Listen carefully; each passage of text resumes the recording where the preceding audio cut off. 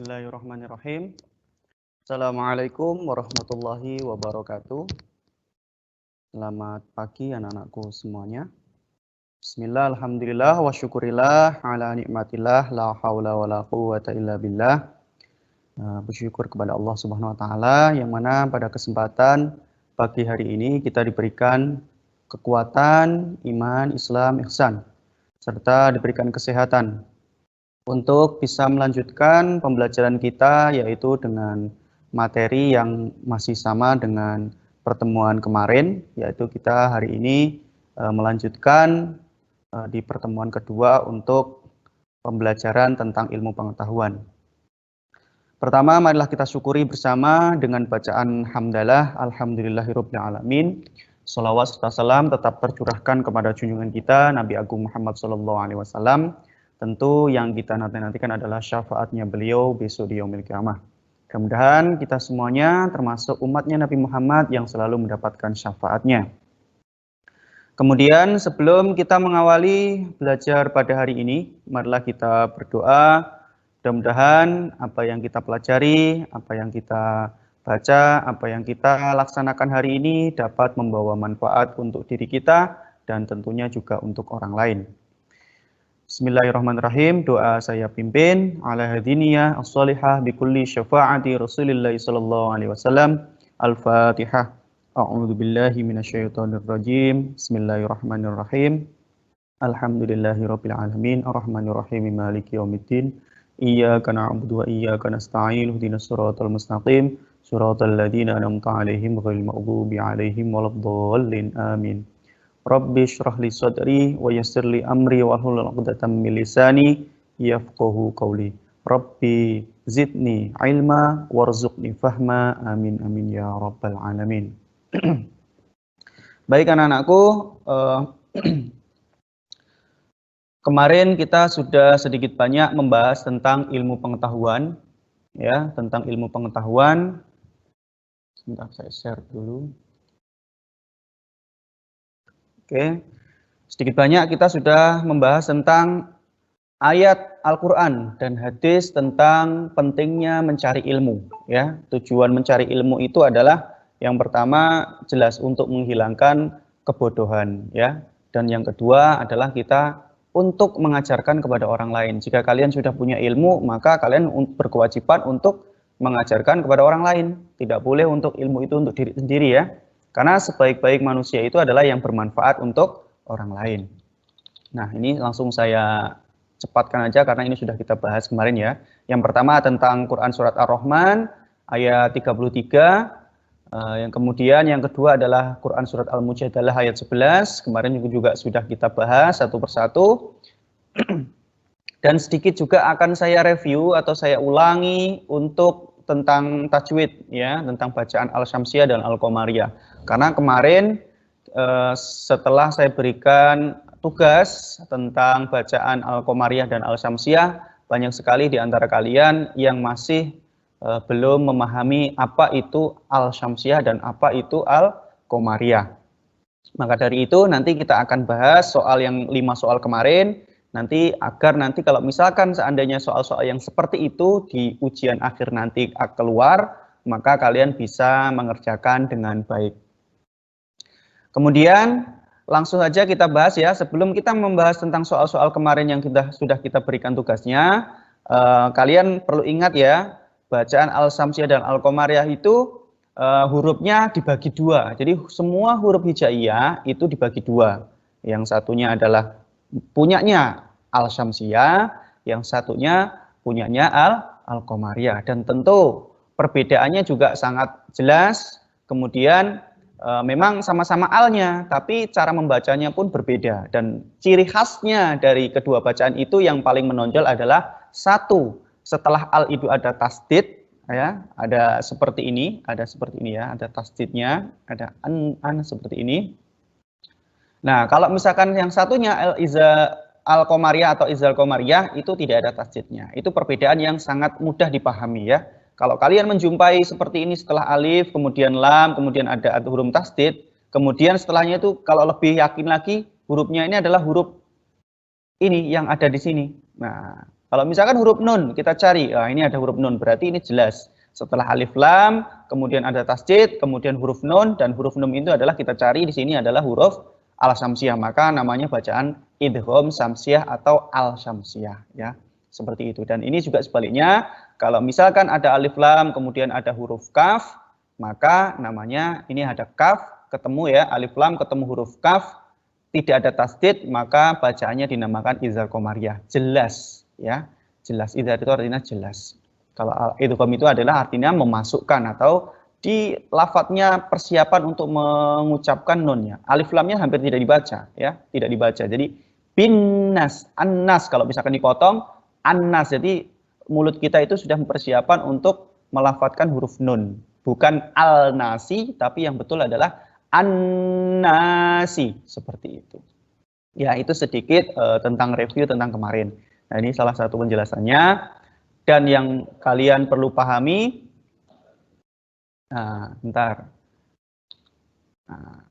sebelum kita membahas tentang isi kandungan dari Quran, surat Ar-Rahman dan Al-Mujadalah, sedikit Pak Guru akan membahas tentang soal yang kemarin ya. Nah, ini.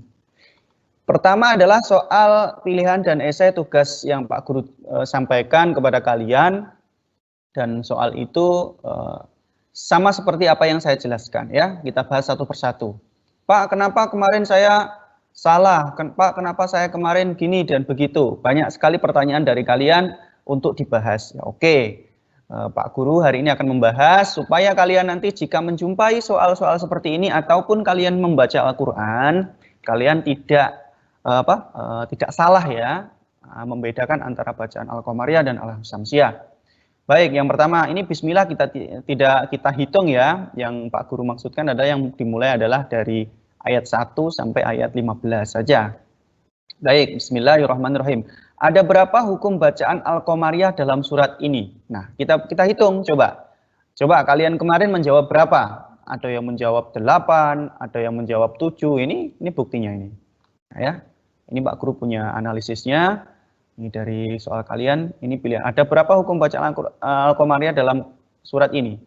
Yang mengerjakan sebanyak 227 siswa. Masih ada beberapa siswa yang tidak mengerjakan. Biar aja, yang tidak mengerjakan nilai tetap kosong. Itu resiko ditanggung penumpang ya.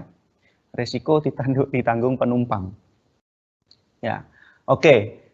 Ada yang menjawab 3. Nah, ini kenapa kok menjawab 3? Ini ada sekitar 31 siswa. Nah, ini perlu dipelajari lagi nak. Kalau nggak bisa tolong ditanyakan, jangan ngawur ya, ini jelas ngawur ini ya. Kemudian yang kedua ada sekitar 40 siswa, ini lumayan banyak yang menjawab ada 4 Pak. Nah kemudian yang betul adalah ada 5. Nah ini sebanyak 79 siswa. Nah kalau menjawab 5 ini rata-rata menjawab 5. Nah ini rata-rata berarti sekitar 79 siswa sudah menjawab dengan benar. Oke, kita lihat ya, kita hitung, kita buktikan. Oke, Al-Qamariyah berarti kalau bacaan Al-Qamariyah itu yang tidak ada tasdidnya ataupun alif lam, setelah alif lam ada hurufnya Al-Qamariyah. Oke, kita hitung ya.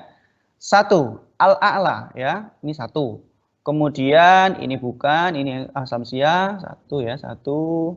Kemudian 2, ini Al-Mar'ah 2. 2, kemudian ada lagi 2, 3, Al-Jahroh ya. 3, kemudian nah ini lil yusra ini bukan ya. Ini bukan bacaan Al-Qamariyah karena tidak bukan alif lam gitu ya. Ini lil, berarti lam dan lam ya. Kemudian kemudian adzikra ini bukan ya. Saya ulangi, saya lupa tadi berapa? 1, 2, 3, kemudian 4 ya, 4, kemudian 5 ya, ada 5. Kita cek lagi ada enggak? Tidak ada. Berarti ada 5 jawabannya. Kita cek. Nah, ini jawaban kalian ya. Saya ulangi, ini yang menjawab adalah sekitar 277 siswa.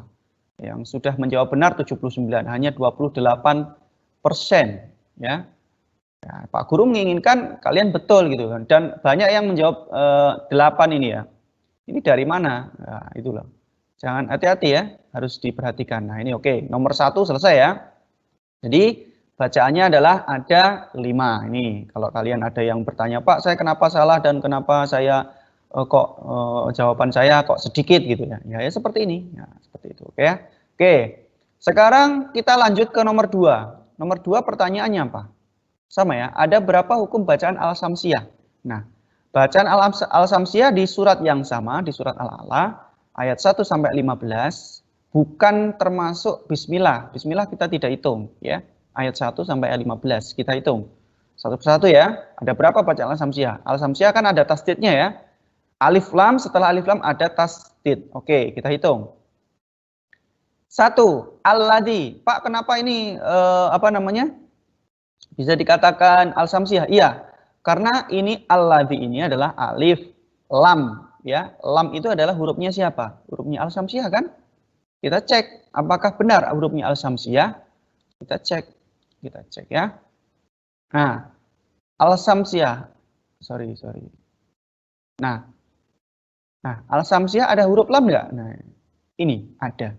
Berarti itu tadi berarti termasuk bacaan al-samsiyah ya. 1, kemudian 2, kemudian 3, kemudian 3, 4. Nah, lafaz Allah ini alif lam ya. Berapa tadi? Lupa Pak Guru. Coba dihitung lagi ya. 1, 2, 3, 4. Terus kemudian 4, 5. Ya, 5, 6, 7. Ada lagi? 7. Ya.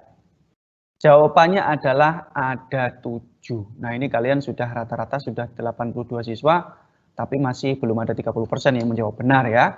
Hanya 82 siswa. Yang lain ada yang menjawab 5, ada yang menjawab 6, bahkan ada yang menjawab 9. Nah, ini betul-betul tahu atau tidak ya?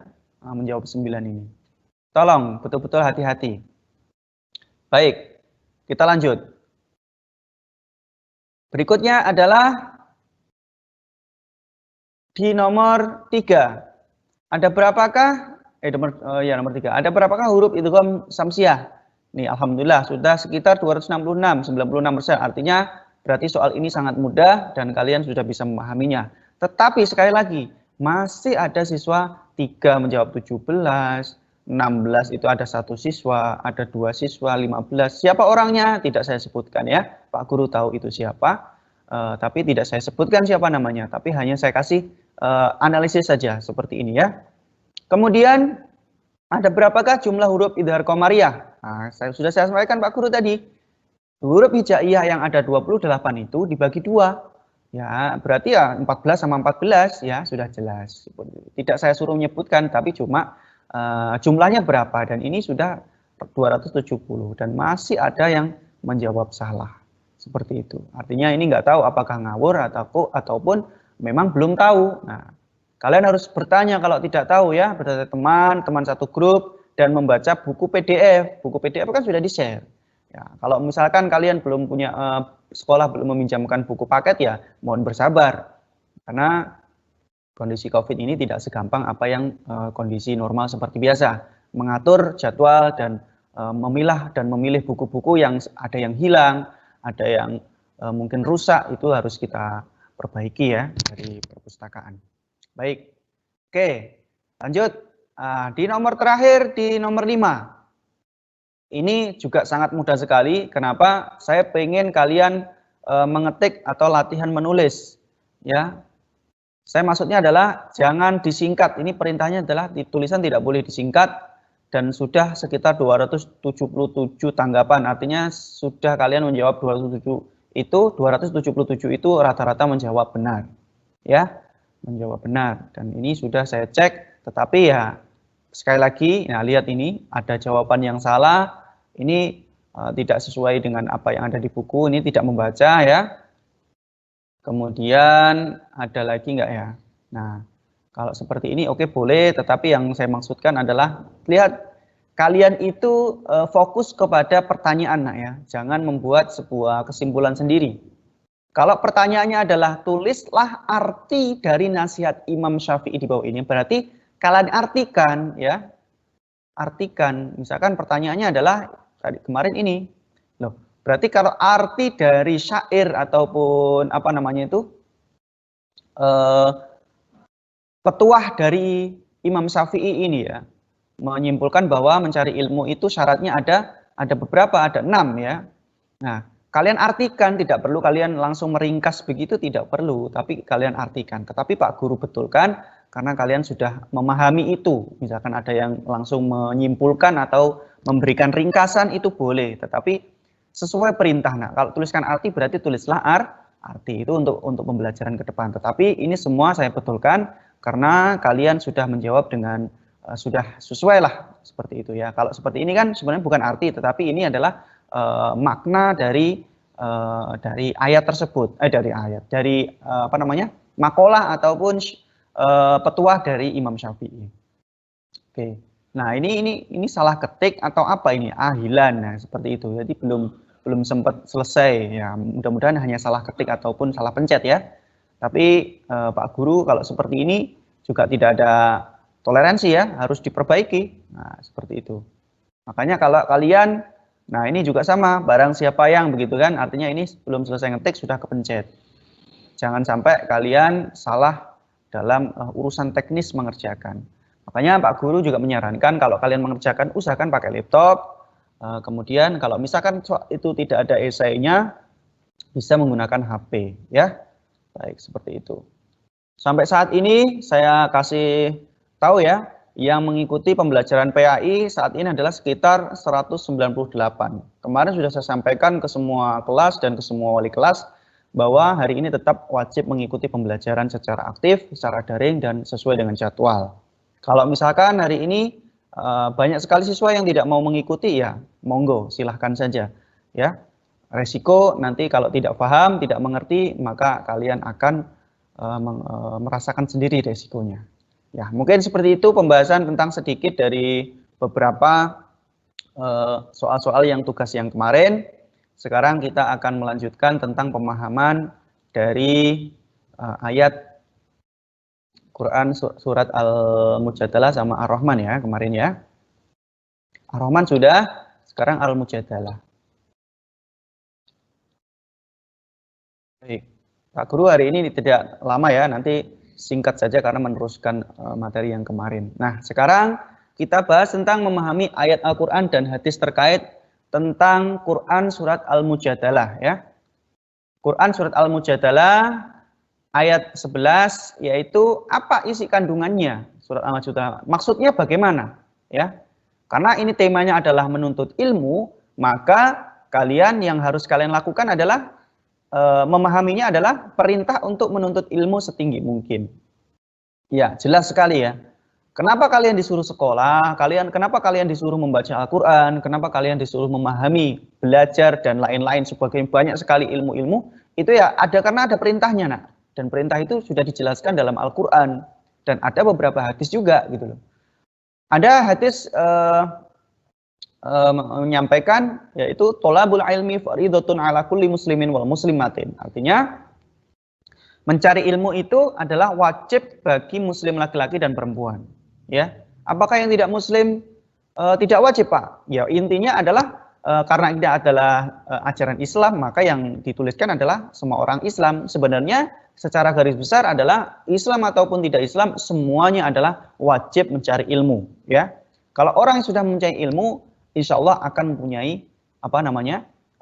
ilmu, akan mempunyai akhlak dan bisa melaksanakan dalam kehidupan sehari-hari, mempraktekannya.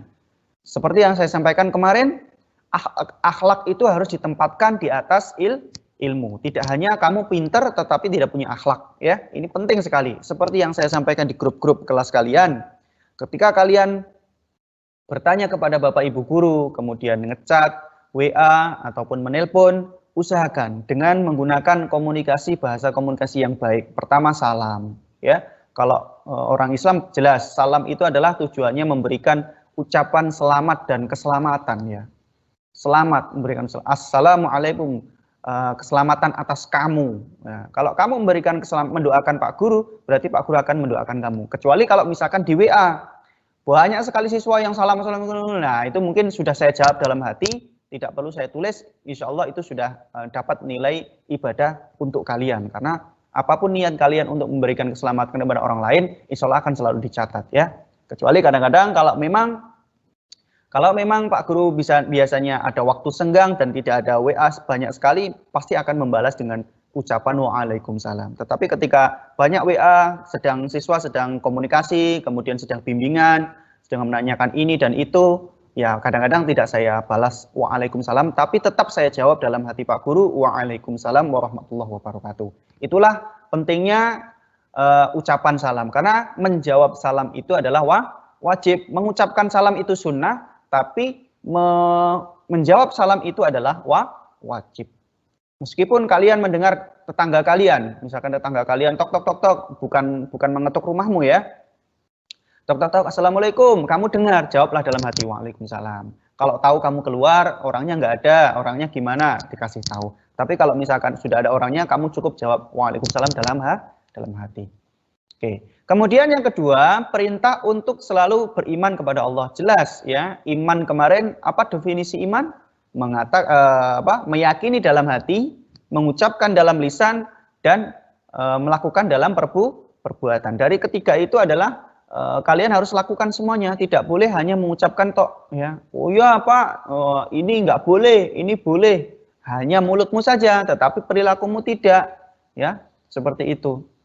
Kemudian selanjutnya adalah ketika kalian hanya melakukan saja tetapi hatimu tidak meyakini, nah itu juga sama saja ya, itu tidak boleh. Jadi ketiga poin iman, satu yakin, yang kedua adalah menyampaikan melalui suara atau menyampaikan melalui mulut kalian, melafadzkan, kemudian yang ketiga adalah melakukan ya. Oke, lanjut. Yang C, perintah untuk memuliakan orang-orang yang beriman dan berilmu pengetahuan. Jelas, yang dimaksudkan di sini adalah ayat ini juga menjelaskan tentang lapang-lapanglah kalian ketika di dalam majelis. Ya, sebentar, saya jelaskan yang C dulu. Perintah untuk memuliakan orang-orang yang beriman dan berilmu artinya seperti bapak ibu guru, orang tua kalian. Meskipun ya, saya ibaratkan orang tua kita itu, mohon maaf ya, misalkan ada orang tua kita, ya, misalkan ada yang tidak tahu mengerti tentang ilmu agama atau ilmu-ilmu apa, ataupun kalian lebih pintar daripada orang tuamu. Jangan kamu anggap orang tuamu bodoh, jangan kamu anggap orang tuamu itu rendah daripada kalian. Maka kalian akan durhaka kalau misalkan kalian menganggap orang tua kalian seperti itu. Tidak boleh. Orang tua itu tetap kita anggap seperti Al-Quran. Dimanapun berada tetap kita tempatkan paling atas, paling mulia ya. Orang tua kita sangat mulia. Apapun keadaan orang tua kita tetap kita tempatkan kepada seperti ibarat kayak Al-Quran. Kalaupun jatuh, Al-Quran itu tetap kita ambil, kita taruh di atas. Membawanya pun ketika Al-Quran membawanya itu harus dipegang seperti ini. Ya, harus dipegang seperti ini. Sama dengan orang tua. Orang tua kita tempatkan juga, misalkan orang tua dia duduk di bawah, kita jalannya juga harus merunduk atau menghormati kepada yang ada, orang tua yang ada di bawah. Seperti itu. Artinya tingkah laku kita tetap menghormati orang yang punya ilmu. Termasuk guru, kiai, ustadz, siapapun itu yang mengajarkan kepada kalian kebaikan, maka itu bisa dianggap sebuah guru, ya. Seperti itu. Baik. Ayat ini juga menjelaskan tentang berlapang-lapanglah kalian ketika berada di dalam majelis tempat mencari ilmu, yakni apabila kita berada di tempat menuntut ilmu, baik di kelas, masjid, majelis taklim, dan lainnya, dan lain sebagainya. Kita harus memberikan kesempatan kepada orang lain untuk sama-sama mendapatkan tempat duduk. Misalkan dalam naik angkot misalkan ya. Naik angkot, ada orang tua baru masuk, duduknya penuh gitu ya, duduknya penuh. Kamu tidak usah memikirkan oh saya nanti capek Pak gini. Kalau kamu lebih muda, ada orang tua yang betul-betul kondisinya memang harus duduk, ya gantian. Kamu berdiri sebentar, kemudian orang tua itu biar persilahkan duduk, seperti itu. Kalau misalkan angkotnya itu penuh, usahakan orang tua ataupun orang yang di atas kalian itu mendapatkan tempat duduk. Insya Allah itu bernilai ibadah bagi kalian ya. Meskipun kalian mungkin capek dan lain sebagainya, tetap usahakan orang tua, orang yang lebih membutuhkan tempat duduk itu daripada kalian. Kalau kalian masih muda, masih kuat, berdiri nggak apa-apa, kemudian orang tua suruh duduk, insya Allah akan mendapatkan pahala lebih. Ya, sama dengan di majelis taklim ataupun di sebuah musola, di majelis taklim ataupun di sebuah tempat ilmu lah, tempat belajar pengajian. Ada tempat duduknya penuh, ada orang yang lebih tua dari kamu ataupun orang tua atau bapakmu atau siapa yang baru datang kemudian tidak dapat tempat. Kamu geser ataupun kamu agak mundur, orang tua disuruh untuk ke depan. Tetapi kalau misalkan orang tua itu tidak mau, ya monggo, berarti kamu tetap berada di depan saja, tidak masalah. Seperti itu, artinya kamu tetap memberikan sebuah peluang bagi orang yang baru datang, yang kamu sudah dudukmu agak lama, ya nggak usah lah kamu berdiri kemudian orang tua itu suruh duduk di tempat itu. Karena apa? Karena ini adalah etika akhlak untuk menuntut ilmu agar ilmu kalian itu bermanfaat, ya. Baik. Nah, sekarang kita setelah mempelajari 2 ayat dan beberapa hadis tentang menuntut ilmu, pentingnya menuntut ilmu, maka perilaku orang yang cinta ilmu pengetahuan itu harus kita ketahui, nak, ya. Sikap dan perilaku terpuji yang dapat diterapkan sebagai penghayatan dan pengamalan Quran surat Ar-Rahman dalam kehidupan sehari-hari adalah yang pertama, senang membaca buku-buku pengetahuan sebagai bukti cinta ilmu pengetahuan. Yang kedua, selalu ingin mencari tahu tentang alam semesta, baik di langit maupun di bumi dengan terus menelaahnya. Yang ketiga, meyakini bahwa alam semesta ini diciptakan oleh Allah Subhanahu wa taala untuk manusia. Oleh karena itu, manusia harus merasa haus dan terus menggali ilmu pengetahuan. Haus ilmu, nah, ya. Kalau haus minuman, oke, kita minum. Tapi kalau haus ilmu, berarti apa? Kita harus mencari ilmu. Ya, ada pertanyaan siswa. Kenapa ada sebuah berbahasa yang menuntut ilmu, tuntutlah ilmu, ya, tuntutlah ilmu sampai ke negeri Cina. Pak, kenapa ilmu dituntut? Ilmu kan nggak salah. Maksudnya dituntut ini adalah bukan berarti kita tuntut dia salah, tidak. Tuntut itu kita cari, nah, ya. Kalau dulu ya ke negeri Cina itu sudah paling jauh. Kalau sekarang ini ya sampai ke negeri manapun ya, yang penting selagi itu sampai Amerika, sampai Mesir, sampai Mekah sana, pokoknya sejauh-jauh mungkin kalau memang ilmu itu bermanfaat bagi kamu dan itu penting untuk kalian, maka carilah, kejarlah, ya. Oke, dengan mempertimbangkan seperti yang diisyaratkan oleh Imam Syafi'i tadi.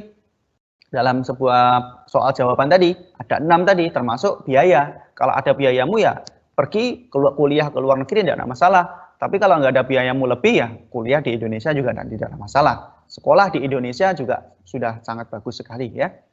Kemudian berikutnya adalah rendah hati atas kesuksesan yang diraihnya dan tidak merasa rendah diri dan malu terhadap kegagalan yang dialaminya.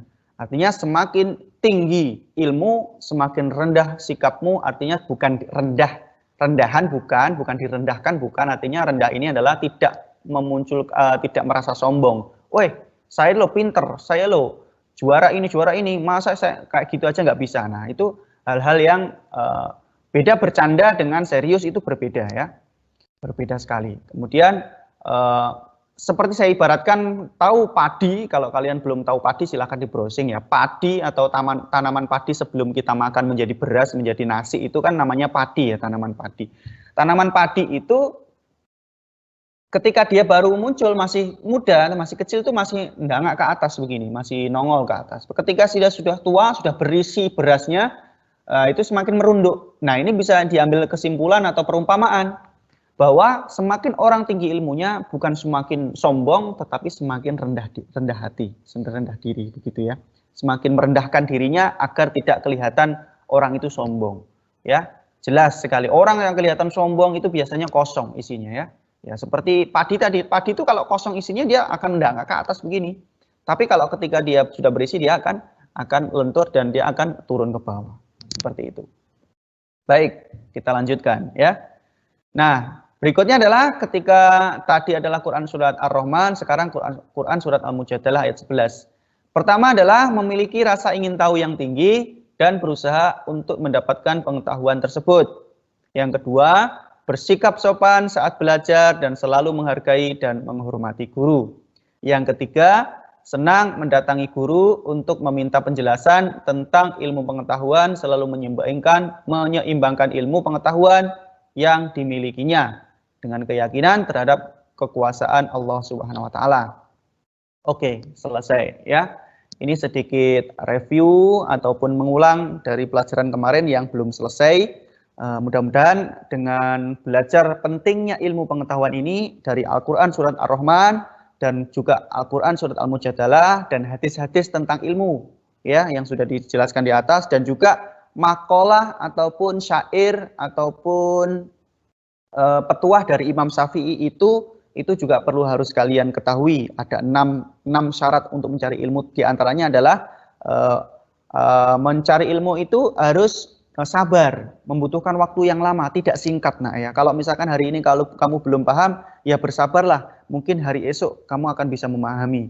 Kemudian dekatan dengan guru, di antara dari 6 tadi ada kedekatan dengan guru. Ya, kamu harus mendekati gurumu. Dekat berarti apa, Pak? Ya, mendekati artinya ketika kamu ada pertanyaan, ada kesulitan, kamu dekati. Kamu tanya kepada Bapak Ibu gurumu sesuai mata pelajaran yang tidak kamu pahami. Kemudian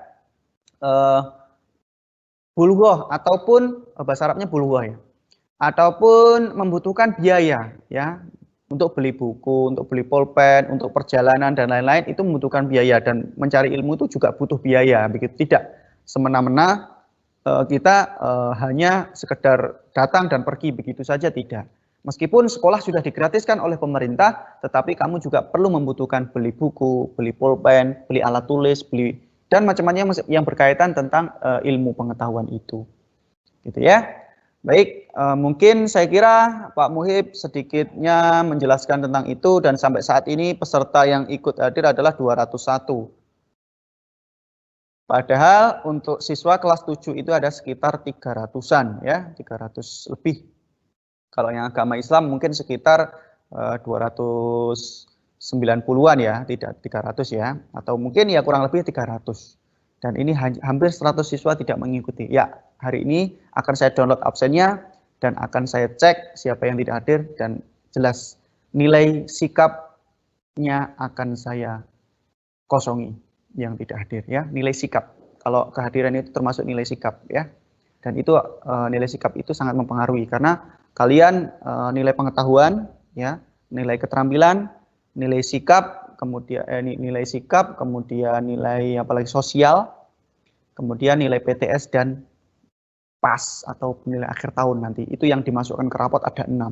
Sekali lagi saya ulangi, nilai pengetahuan termasuk ulangan harian, kemudian ulangan-ulangan seperti itu adalah nilai pengetahuan. Tugas itu nilai keterampilan. Ada beberapa, mungkin ada praktek atau apa, atau mengerjakan seperti kemarin itu termasuk tugas keterampilan.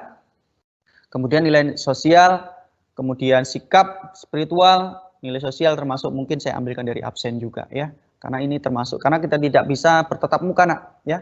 Kemudian saya juga setiap melihat WA kalian, bahasa-bahasa kalian itu juga saya bisa menilai ya, termasuk wali kelas berhak menilai anak didiknya di kelas itu. Kemudian berikutnya adalah PTS. PTS kemarin sudah saya input dan sudah saya upload. Yang tidak mau mengerjakan tugas yang nilainya masih kosong, tetap saya kosongi, sudah saya upload ke e-rapot ya. Kemudian yang terakhir adalah PAS atau penilaian akhir semester. Itu nanti di bulan Desember. Nah, mulailah persiapan dari sekarang, insya Allah untuk mata pelajaran PAI nanti sampai bab 7. Jadi satu bab lagi ya, satu bab lagi selesai, maka setelah selesai bab 1 bab 7, maka kita akan sering-sering uji-uji latihan soal-soal. Ya, latihan soal, kemudian ada praktek. Mungkin prakteknya mungkin dari bab 3 yang tentang toharoh, atau mungkin praktek tentang bab sholat berjamaah di bab 4, atau mungkin membuat sebuah video praktek apa begitu sesuai dengan tema yang belum kalian sesuai tema yang sudah kita pelajari mulai bab 1 sampai bab 7 seperti itu ya, untuk menambah nilai-nilai keterampilan atau nilai praktek kalian. Kemudian saya sampaikan juga, saya informasikan juga ada pertanyaan dari siswa dan juga dari beberapa orang tua dari kalian, Pak, nilai itu apakah langsung murni sesuai dengan apa yang sudah kita kerjakan? Jelas ya. tidak, kalau nilai PTS itu adalah nilai murni, tetapi kalau nilai tugas itu apa adanya. Jadi misalkan ada Pak Guru mulai bab 1 sampai bab 6 ini ada misalkan Pak Guru sudah pernah memberikan tugas 4 kali. Lah, dari tugas 1, tugas 2, tugas 3, tugas 4 nanti akan diakumulasi, dijumlah di rata-rata. Kalau misalkan ada satu, misalkan 4 ini nilainya 100, jadi rata-ratanya juga 100. Kalau nilaimu pertama misalkan 100, kemudian yang kedua ini 90, kemudian ada 80, kemudian di sini ada 70, ya pasti rata-ratanya tidak mungkin 90 atau 100. Pasti rata-ratanya sekitar 80-an atau mungkin 70 berapa begitu. Nah, permasalahannya ketika kalian ada beberapa tugas ini yang kosong. Nah, yang kosong apakah mempengaruhi Pak? Sangat mempengaruhi. Misalkan ini 100, ini kosong, kemudian ini 100 lagi, ini 100 lagi. Apakah rata-rata saya 100 Pak? Tidak, karena kamu pernah tidak mengerjakan satu kali. Bisa jadi rata-ratamu bisa cuma 80 atau 70. Kalau nilaimu akumulasi semuanya 100. Seperti itu, Nak. Ya, tidak hanya Pak, saya kemarin nilai saya 100 kok di rapot cuma 80. Nah, nilai rapot itu adalah nilai rata-rata. Mulai dari tugas 1 sampai tugas selesai sampai tugas 7 kalau misalkan di semester 1, kalau kamu penuh semuanya mengerjakan tugas, maka nilaimu pasti akan sempurna. Artinya sempurna itu penuh. Ya, misalkan tidak 100 semua, misalkan 80, 80, 80, 80, ya rata-ratanya nanti akan 80. Seperti itu ya. Kalau ada nilai 40, kemudian 80, kemudian 30, ya nanti jangan berharap nilaimu 80. Karena KKM kita adalah 80. Kalau di bawah 80 berarti itu termasuk di bawah KKM, harus ada remedial ataupun harus ada perbaikan. Nah, berapa seperti itu. Kalau nilai PTS nanti mungkin setelah kemarin sudah saya kasih tugas untuk bab 6, itu juga saya ambilkan untuk perbaikan di PTS kalian yang ada beberapa yang nilainya masih jelek, seperti itu ya. Ini sedikit informasi tentang pengolahan nilai. Tidak perlu khawatir, yang penting kalian kerjakan tugas. Dan ingat kata Pak Guru, jangan pernah menunda pekerjaan kalian. Jika waktu sudah diberikan tenggang waktu 1 minggu, kerjakan kalau bisa ya secepatnya. Semakin kamu mengulur-ulur waktu itu, maka semakin lama semakin menumpuk tugas-tugasmu yang lain. Ada beberapa kemarin tak kasih tugas, tak kasih sanksi. Yang tidak mau mengerjakan, saya suruh untuk bikin video minta maaf kepada orang tuanya dan sudah dikirim ke saya. Ada beberapa siswa ya, bukan satu, ada beberapa siswa yang mengirimnya juga terlambat, saya abaikan, tidak saya baca dan juga tidak saya tanggapi, biar aja ya. Itu pembelajaran buat kalian. Kalau misalkan orang tua kalian protes, silahkan protes, monggo. Saya sudah memberikan yang terbaik buat kalian. Pertama, tidak keluar nilai, saya berikan remedial. Remedial tidak mau mengerjakan, saya kasih kesempatan, saya kasih sanksi. Ketika sanksi itu tidak dilaksanakan, ya sudah, nilaimu kosong, terserah. Semua adalah yang menentukan kalian. Allah itu tidak pernah merubah nasibmu kecuali nasibmu sendiri yang merubah. Ya, seperti itu. Semua, insya Allah semua manusia itu diberikan nasib baik, tetapi tinggal manusianya sendiri. Kalau kamu kamu sendiri tidak mau merubah dengan cara baik, tidak mau merubahnya, berubah menjadi lebih baik, maka kamu pasti akan seperti itu terus. Oke ya? Baik, terima kasih anakku. Pak Guru, sedikit informasi seperti itu. Terima kasih, dan saya lihat view-nya juga semakin menurun. Jelas saya tidak mau tahu, yang mau belajar serius tak berikan nilai yang terbaik, yang tidak mau belajar serius ya monggo, nilai apa adanya, jangan protes ya. Terima kasih. Saya akhiri, apabila ada kesalahan saya mohon maaf. Wassalamualaikum warahmatullahi wabarakatuh.